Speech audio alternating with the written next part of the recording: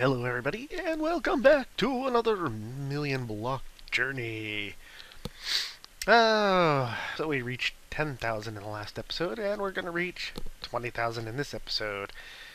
Not just fun. So somebody was said in the comments, well, why not start at episode 1 rather than from episode 40 and up? It's just the way I'm going to do it, because it's continuing the same series in a sense, and there's no, I don't know, there's just, for me, there's no real reason to start from episode 1 if the series is just really continuing. I could do that, and it is a sound idea, but just, for me, I felt like continuing the number from 39 going into 40, whether or not I started over or not. Yeah, this was not an easy journey through these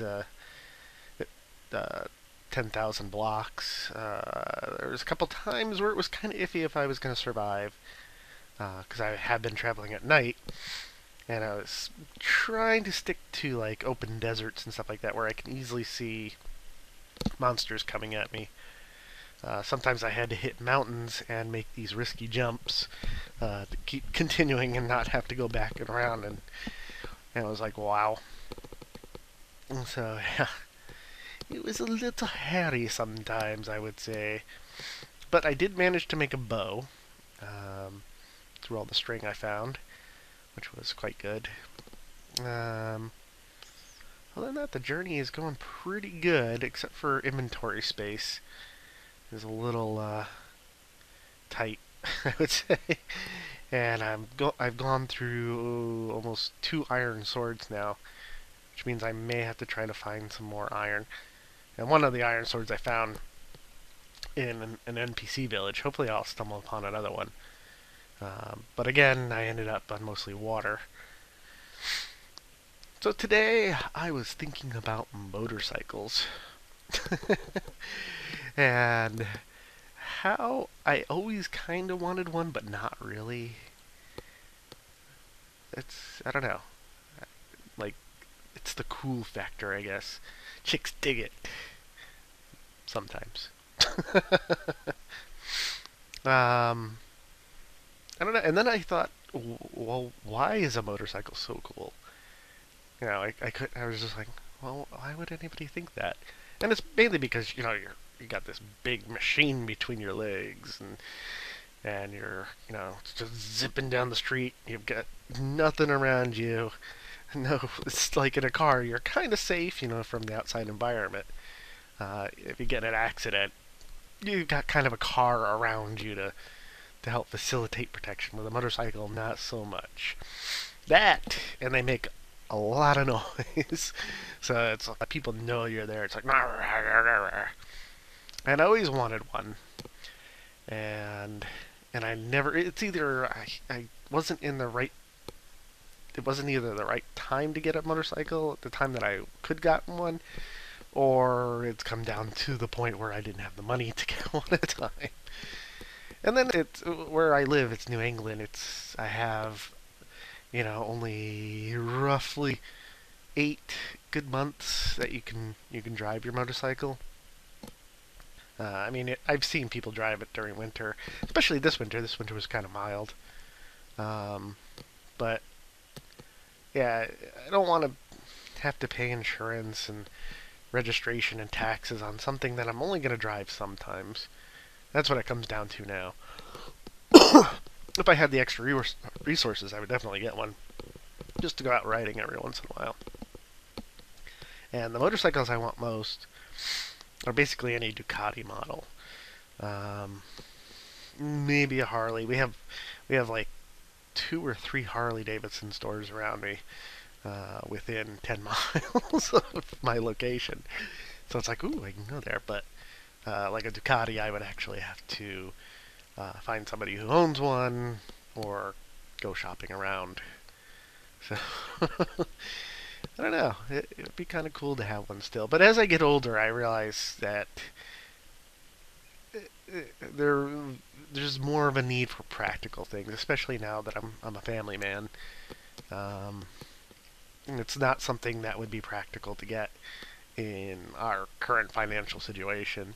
Well, I mean, I might reconsider it in like a year or two if things get better for us, and they will.